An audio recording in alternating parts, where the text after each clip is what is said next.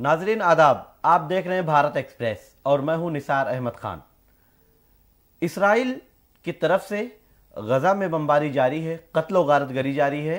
दूसरी तरफ कैदियों की रिहाई पर भी बात हुई है और इत्तेफाक राय भी हुआ है। लेकिन इसी दौरान इसराइली फौज ने अल-शिफा अस्पताल पर एक बार फिर हमला कर दिया है और उसको अपने मुहासरे में ले लिया है। इन तमाम मौज़ूआत पर तफसीली बातचीत करने के लिए हमारे साथ स्टूडियो में भारत एक्सप्रेस के उर्दू के एडिटर डॉक्टर खालिद रजा खान साहब मौजूद हैं। आइए हम आपसे बात करते हैं। सर, एक तरफ इत्तेफाक राय हुआ कि 100 इसराइली कैदियों को रिहा किया जाएगा जो हमास की गिरफ्त में हैं। दूसरी तरफ फ़लस्तीन के जो कैदी बच्चे और ख़वातीन इसराइल में कैद हैं पहले से, उनको रिहा किया जाएगा। लेकिन इसी दौरान इसराइल की तरफ से अल-शिफा अस्पताल पर एक बार फिर हमला कर दिया गया है और अस्पताल को पूरी तरह से अपने कंट्रोल में ले लिया गया है। एक तरफ नरमी की बात और दूसरी तरफ हमला और कत्ल गारतगरी। जो चीज चल रही है वहां उससे साफ जाहिर है कि इसराइल किसी की सुनने को तैयार नहीं है। इसराइल एक तरफ सालिसी भी करना चाहता है, कतर और अमेरिका के मीडिएशन से, उसकी सालिसी से ये बात तय हुई कि जो 100 यरगमाली हैं जिसमें बेशतर ख़वातीन हैं और जो बूढ़ी औरतें हैं और उनको रिहा करेगा हमास। और उसके बदले फ़िलिस्तीनी जो इसराइली जेलों में फ़िलिस्तीनी औरतें और बच्चे बंद हैं तमाम, उनको इसराइल रिहा करेगा। इसी बीच ये बात कतर और अमेरिका के मीडिएशन से शुरू होती है, ये इस पर फैसला होता है। इसी दरमियान नेतन्याहू का उसी वक्त साथ में बयान यह भी आता है कि डिरेल करने की कोशिश कैसे होती है कि हमें तमाम यरगमाली जितने लोग हमास ने बंदी बना रखे हैं वो सब वापस चाहिए। तो एक तो जो मुआहदा हो रहा है उसकी पासदारी नहीं कर रहे हैं। दूसरा कि उसी वक्त हमला जो है हॉस्पिटल पर हमला, बार बार हॉस्पिटल पर हमला करने की जो ये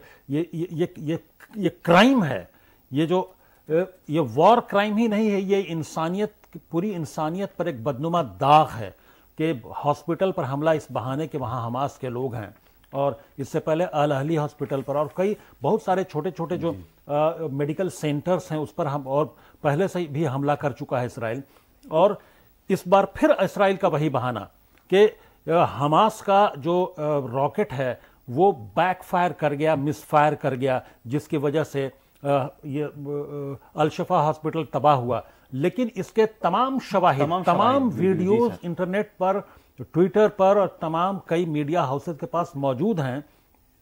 कि किस तरह इसराइल यके बाद के लगातार नॉन स्टॉप रॉकेट और शेल्स उस पर हॉस्पिटल की जानिब फेंक रहा है, बमबारी कर रहा है। और साथ में व्हाइट फास्फोरस जो बैंड केमिकल है जिसकी वजह से लोगों को सांस लेने में दिक्कत होती है, व्हाइट फास्फोरस का इस्तेमाल वॉर के दौरान भी ये पूरी दुनिया में पाबंदी है, इस पर बैंड वो केमिकल है। लेकिन उसके बावजूद इसराइल जो है व्हाइट फास्फोरस, ये तस्वीरों में देखा जा सकता है, वीडियोज में मौजूद है कि जो बमबारी हो रही है, जो रॉकेट हमले हैं उसके साथ, उन बम्स के साथ, रॉकेट्स के साथ व्हाइट फास्फोरस वहां पर साफ नजर आ रहा है। तो क्राइम पर क्राइम, इस तरह का क्राइम, ये टेररिज्म है। ये क्राइम ही नहीं है, ये बदतरीन टेररिज्म की मिसाल पेश कर रहा है। उसके अलावा अब इजराइल अपनी हटदर्मी पर आया है और पूरी दुनिया जो है, खास तौर से मगरबी ममालिक, वो तमाशा देख रहे हैं, उसकी पुष्टपनाही कर रहे हैं, उसकी बैकिंग कर रहे हैं। और अरब मुल्कों का, अरब ममालिक के हुक्मरानों का तो कहना ही क्या। ये अब इनका ज़मीर कब जागेगा, इनका ज़मीर क्यों सोया हुआ है, ये समझ से परे है। आपने शवाहिद की बात की कि तमाम तरह के शवाहिद आ गए कि इसराइली फौज हमला कर रही है और देखा जा रहा है, वीडियो सामने आ गए हैं, तमाम मीडिया में ये हम देख रहे हैं। अब इसके बाद में जब इसराइल की जो हठधर्मी थी ये उजागर हो गई, तो अब उसने कहा है कि अल-शिफा अस्पताल जो है ये हमास का कमांड सेंटर है, इसलिए हमने हमला किया। अल-शिफा अस्पताल में आप देखें, उसके बाहर से बहुत सारे लोग मरीज हैं, जो जख्मी हैं, बच्चे रोते हुए दिखाई दे रहे हैं, खवातीन रोती हुई दिखाई दे रही हैं। हर इंसान का दिल कांप उठता है वो तस्वीरें देखने के बाद, वो वीडियो देखने के बाद दहल उठता है। लेकिन अब कमांड सेंटर बता रहा है इसराइल। اسرائیل تو یہ شروع سے ہاسپٹل پر حملہ کرنے کا جواز وہ یہی پیش کرتا ہے. اس سے پہلے العلی ہاسپٹل پر بھی حملہ کیا, اس سے پہلے اس نے وارننگ دی تھی ٹویٹر پر, آئی ڈی ایف کے جو ٹویٹر ہینڈل سے وارننگ دی گئی تھی, اس کے بعد اس کو واپس لے لے گیا اور بعد میں یہ بہانہ کیا کہ یہ حماس کا راکٹ ہی خود ان کا راکٹ جو ہے بیک فائر کر گیا جس کی وجہ سے یہ دھماکہ ہوا. اب ان کے پاس یہ بہانہ ہے. یو این میں بھی ابھی جسٹ چند گھنٹے پہلے کی بات ہے کہ یو این او میں جو اسرائیل کے ریپرزنٹیٹیو ہیں انہوں نے یو این اے میں بیٹھ کر یو این کی دھجیاں اڑا دیں, یو این کے لیجیٹیمیسی پر سوال اٹھا دیا. یو این کے تمام جو ادارے ہیں, U N R W A ہے جو انروا جس کو کہتے ہیں شارٹ فارم میں, اس کی دھجیاں اڑا کر رکھ دیں کہ جتنا بھی یو این کا ادارہ اسرائیل فلسطین میں کام کر رہا ہے, غزہ اور ویسٹ بینک دونوں میں, خاص طور سے غزہ میں, ان تمام میں حماس کے لوگ ہیں, انکلوڈنگ وہ جو ہاسپٹلز میں ایمبولینس ڈرائیور وہ حماس کے لوگ ہیں, ہاسپٹل میں ڈاکٹرز پیرامیڈیکلز وہ حماس کے لوگ ہیں, اور ہاسپٹلز کے اندر جو ہے وہ آپریٹیو حماس کے کام کر رہے ہیں. تو تمام طرح سے جو یہ ادارہ اور جو تمام یو این کی سرپرستی میں چل رہا ہے, تمام جو یو این کا ڈبلیو ایچ او, اس پر سوال اٹھا دیے انہوں نے کہ ڈبلیو ایچ او کا جو ادارہ ہے اس کے بہت سارے جو ونگز کام کر رہے ہیں اس میں تمام وہاں حماس کے لوگ کام کر رہے ہیں. صرف یہی نہیں, انہوں نے تمام جرنلسٹ وہاں جو موجود ہیں ان پر سوال کھڑا کر دیا کہ وہ تمام جرنلسٹ جو مختلف میڈیا ہاؤسز کے لیے کام کر رہے ہیں, انٹرنیشنل میڈیا ہاؤسز کے لیے, وہ تمام حماس کے لوگ ہیں. اور انہوں نے ابھی حالیہ دنوں میں کئی ایک ویڈیو بھی ریلیز جاری کیا کہ جب 7 اکتوبر کو حملہ ہوا تو رائٹر, سی این این اور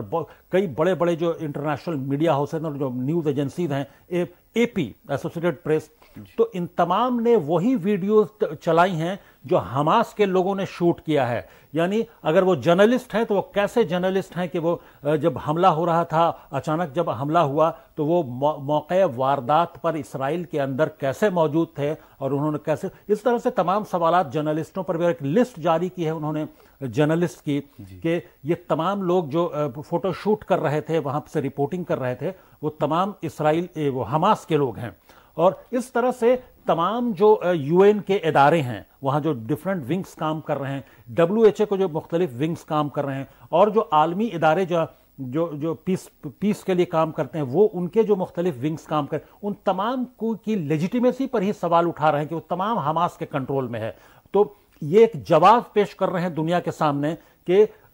حملہ جو وہ کر رہے ہیں وہ اس لیے درست ہے کہ تمام وہ حماس کے لوگوں پر حملہ کرے اور حماس کے لوگوں کو نقصان پہنچانے کے لیے, خالی کرنے کے لیے کر رہے ہیں. لیکن دنیا کو یہ سوچنا چاہیے کہ حماس کے نام پر جو وہ کر رہے ہیں, تو کیا حماس کیا یہ اسرائیل کی حکومت کی طرف سے یا آئی ڈی ایف کی طرف سے جو کیا جا رہا ہے کیا وہ ٹیررزم کے زمرے میں نہیں آتا ہے؟ انسانی جان جا رہی, وہاں جو ویڈیو اگر دیکھا جائے تو یہ ٹیررزم ہے, بدترین ٹیررزم ہے, کیونکہ وہ وہاں اس میں بچوں کی جان جا رہی ہے, عورتوں کی جان جا رہی ہے, بوڑھوں کی, ایسے لوگ جو آئی سی یو میں ہیں, انٹینسو کیئر یونٹ میں ہے, کریٹیکل کیئر یونٹ میں ہیں, ان کی سانسیں چل رہی ہیں, وینٹیلیٹر پر موجود ہیں, ان مریضوں پر بمباری کی ہے. یہ ٹیررزم کی بدترین مثال ہے. جی سر, آپ نے ابھی اس سے پہلے عرب ممالک کے رویے کو لے کر بات کی. کل او آئی سی کی ایک بار پھر ریاض میں سعودی عرب میں میٹنگ ہونی ہے. اس سے پہلے کیا آپ کو کچھ امید نظر آ رہی ہے کہ عرب ممالک ان کا ضمیر جاگے گا, یہ کچھ بڑا فیصلہ کریں گے؟ کچھ امید نظر آ رہی ہے سر؟ مجھے تو ماضی میں بھی ابھی حالیہ دنوں میں 7 اکتوبر کے بعد سے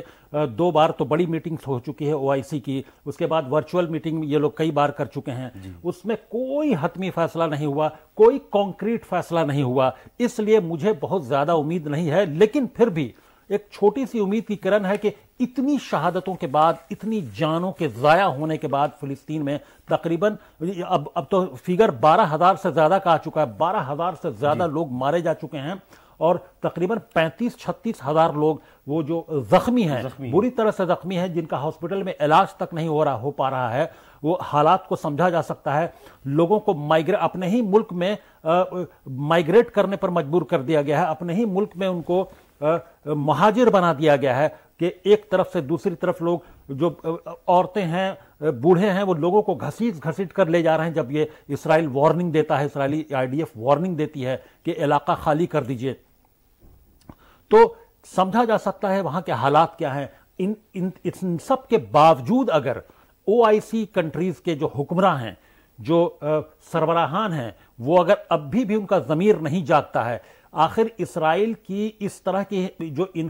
جس طرح سے انسانوں پر سویلینز پر بمباری کر رہا ہے اور 12-13 ہزار لوگوں کی جان لے چکا ہے، 35-40 ہزار لوگوں کو زخمی کر چکا ہے، اس بدترین ٹیررزم کے بعد بھی اگر مغربی ممالک اسرائیل کی پشت پناہی کر رہے ہیں، اس کو بم بنا کر بھیج رہے ہیں، فوجی مدد کر رہے ہیں،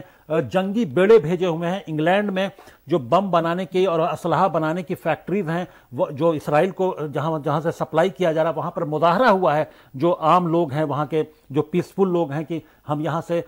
اسرائیل کو بم اور اسلحہ سپلائی نہیں ہونے دیں گے، یہاں نہیں بننے دیں گے۔ تو اس کے باوجود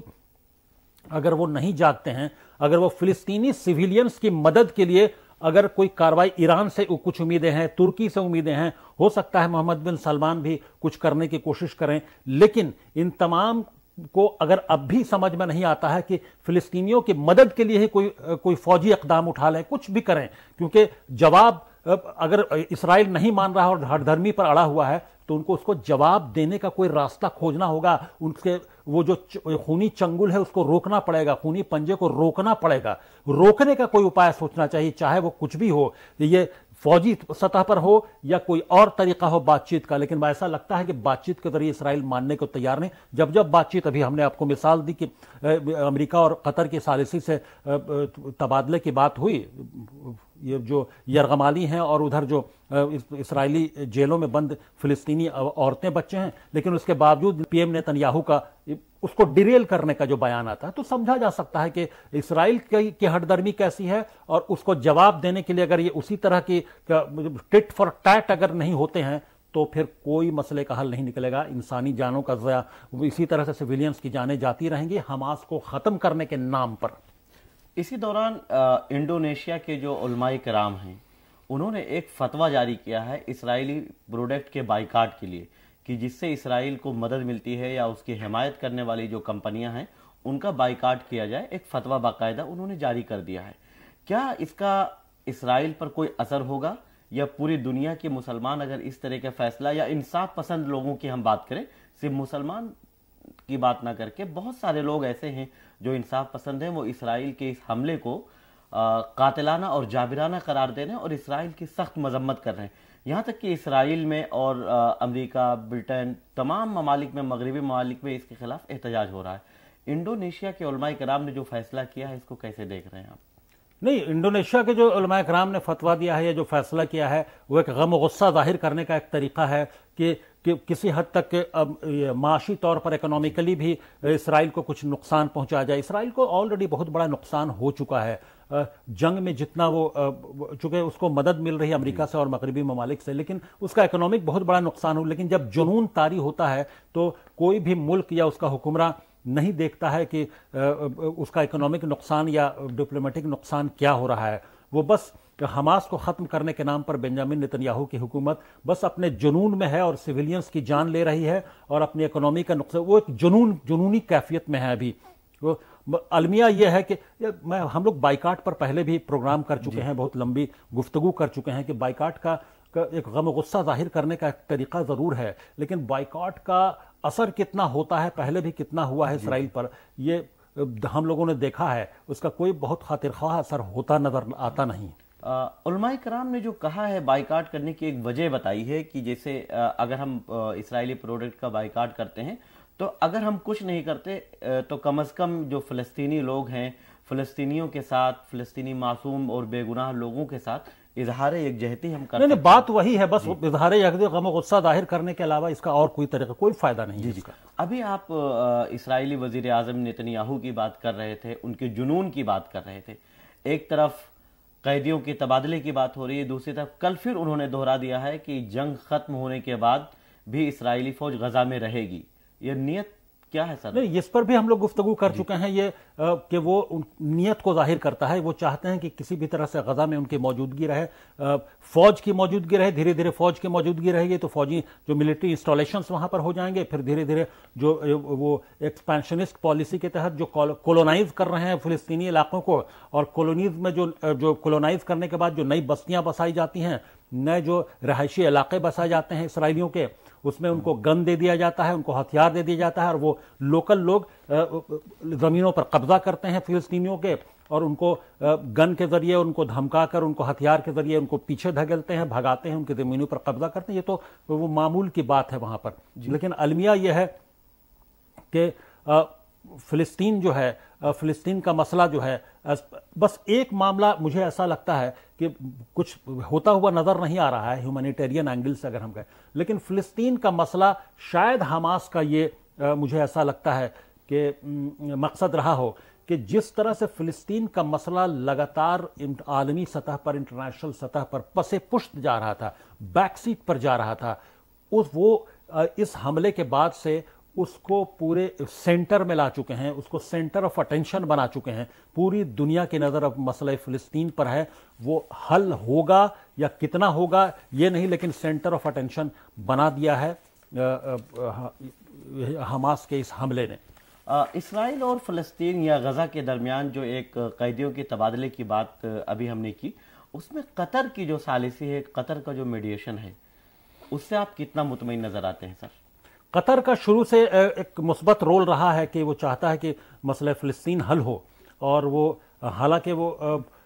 اس لیے وہ میڈیشن بھی کرتا ہے, پیسفل طریقے سے راستہ نکالنے کی کوشش کرتا ہے. ہمیشہ قطر کا ایک اچھا پوزیٹیو رول رہا ہے, اور لیکن صرف ایک ملک کے بہت زیادہ پوزیٹیو رول سے یا کوئی میڈیشن سے اتنے بڑے مسئلے کا حل تو ممکن نہیں ہے. اس کے لیے بہت, چونکہ مجھے ایسا لگتا ہے کہ جو عرب ممالک ہیں وہ نہیں چاہتے کہ جو کوئی بھی ایسا آرگنائزیشن جس کو پبلک کا سپورٹ ہو, جو ماس کے اندر سے نکلا ہو, چاہے وہ پی ایل او ہو یا پھر حماس ہو, ان کو لگتا ہے کہ ایسے آرگنائزیشنز ان کے وجود کے لیے بھی خطرہ ہیں, کیونکہ وہاں پر عوام کی وائس, سعودی عرب اور تمام جو یو اے ای ہے وہاں پر احتجاج کی پابندی ہے, عوام کو اس طرح سے آواز اٹھانے کی آزادی نہیں ہے. فریڈم آف اسپیچ کی جو بات ہوتی ہے دنیا کے باقی ممالک میں, یہ عرب ممالک میں اس کا کانسیپٹ ہی نہیں ہے. تو ایسے میں وہ حماس اور باقی ایسے آرگنائزیشنز یا ان کی کارروائی کو یا ان کی یا وہ تمام جو اس طرح کے ریزسٹنس فورسز ہیں جو فلسطین میں ہی صحیح, جو وہ ان کی موجودگی کو وہ کیسے ایکسیپٹ کر سکتے ہیں. ان کو لگتا ہے کہ یہ ان کے وجود کے لیے بھی خطرہ ہے, وہ کیونکہ وہ ان کا اگر ساتھ دیتے ہیں فلسطین کے نام پر, تو عوام ان کے ہاں بھی اسی طرح کا مطالبہ کرنے لگے گی. تو یہ کل ملا کر حکمراں کی نیت صاف نہیں, جو عرب ممالک کے جو حکمراں ہیں ان کی نیت صاف نہیں لگتی ہے. وہ خود کے وجود کو بچانے کے لیے یہ وہ چاہتے ہیں کہ فلسطین کا مسئلہ پس پشت چلا جائے, اور وہ ایماندار نظر نہیں آتے ہیں. بالکل سر, جیسے آپ نے عرب ممالک کے حکمران کی بات کی, کل OIC کی میٹنگ ہے, جیسا آپ نے بار بار سوال اٹھایا ہے کہ بہت زیادہ امید نظر نہیں آتی, کل کا انتظار کرتے ہیں اور دیکھتے ہیں کہ کیا رہتا ہے. اس درمیان میں آخری سوال, کیونکہ وقت کی کمی ہے, کئی سارے سوالات ہمارے اور تھے, لیکن الشفا اسپتال پہ جب حملہ کیا گیا ہے تو اس کے ڈائریکٹر جو محمد ابو سلمیہ, ان کا ایک بیان آیا ہے. انہوں نے کہا ہے کہ اسپتال کے ارد گرد کے علاقے کو میدان جنگ بنا دیا گیا ہے, لیکن ہم آخری وقت تک, آخری سانس تک,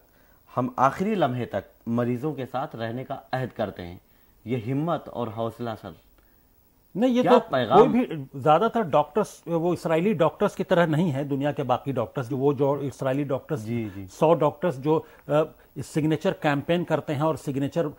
بنیامین نیتنیاہو کو سونپتے ہیں کہ فلانے ہاسپٹل پر حملہ کیا جائے. لعنت ہے ان ڈاکٹروں پر جو اسرائیل کے جو 100 ڈاکٹرز جنہوں نے سگنیچر کیمپین چلایا تھا اور ہاسپٹل پر حملہ کرنے کی بات کی تھی, اور ان کا تو انٹرنیشنل سطح پر ان کا میڈیکل, ان کی ڈگری سیز کر لینی چاہیے اور ان کو پریکٹس سے ہمیشہ کے لیے لائف لانگ بین کر دینا چاہیے. دنیا کے سارے ڈاکٹرز ویسے نہیں ہیں. دنیا کے ڈاکٹرز اپنے مریضوں کو بچانے کے لیے, وہ بات صحیح ہے کہ وہ آخری دم تک وہ مریضوں کو بچانے کی کوشش کریں گے. ہم اس جذبے کو سلوٹ کرتے ہیں. اور سب سے بڑی بات, میں ایک جگہ ایک ڈاکٹر کا کالم پڑھ رہا تھا, انڈین ایمس کے, دلی ایمس میں ایک ڈاکٹر ہیں, ڈاکٹر شاہ عالم خان. ان کا ایک آرٹیکل بہت ہی, مجھے اس میں ایک بات میں نے پڑھی کہ جو ڈریسنگ کا جو میٹیریل ہوتا ہے یا جو بینڈیج ہوتا ہے, جس کو گاؤز کہتے ہیں میڈیکل ٹرم میں, जो बड़ा पतला सा कपड़े का बना होता है, वो गाउज जो है, ये वर्ड गाउज जो है ये गजा से ही आया है। ये 13th सेंचुरी में गजा में ही वो गाउज यानी ड्रेसिंग मटेरियल बनता था, वो वहीं से पूरी दुनिया को वो ड्रेसिंग मटेरियल जाना शुरू हुआ। और जो पहले सिल्क से और उसके धागे से बहुत दूर दूर करके धागे को बनाया जाता था और उसको जख्म पर लपेटा जाता है, आज अलमिया ये है कि उसी गजा को जहां से ये गाउज निकला है, जिससे पूरी दुनिया अपने जख्म पर बैंडेड बांधती है, अपने जख्म पर ड्रेसिंग करती है, उस गजा को, उसी गाउज की ज़रूरत है कि वो गजा के जख्मों, वहाँ की जो सिविलियन आबादी है उसके जख्मों को उस गाउज की ज़रूरत है जो खुद गजा में से पूरी दुनिया को मिला। आज वही गजा उस गाउज के लिए तरस रहा है। मैं चाहूँगा कि पूरी दुनिया कम से कम ये समझे कि जो गाउज उनको मिला है उस गजा को बचाने की जिम्मेदारी पूरी इंसानियत की है। बहुत बहुत शुक्रिया सर आपका तफसीली बातचीत के लिए, हमारे नाजरीन तक अहम और ख़ास मालूमात पहुँचाने के लिए। तो आपको ये समझना होगा कि इसराइल और गजा के दरमियान जो जंग जारी है, इसराइल की तरफ से कत्ल व गारत गरी है, पूरी दुनिया तमाशा देख रही है और मासूम और बेगुनाह लोग मारे जा रहे हैं, मरीज़ मारे जा रहे हैं, ज़ख्मियों को इलाज नहीं मिल पा रहा है, भूखों मर रहे हैं। तो ये तमाम सवालात हमारे आगे भी जारी रहेंगे और इस तरह की वीडियो हम आप तक पहुंचाते रहेंगे। अगर आपने हमारे भारत एक्सप्रेस उर्दू के यूट्यूब चैनल को लाइक और सब्सक्राइब नहीं किया है तो मैं आपसे गुजारिश करता हूं कि हमारे इस चैनल को लाइक करें और सब्सक्राइब करें और इस तरह की वीडियो आप देखते रहें। शुक्रिया।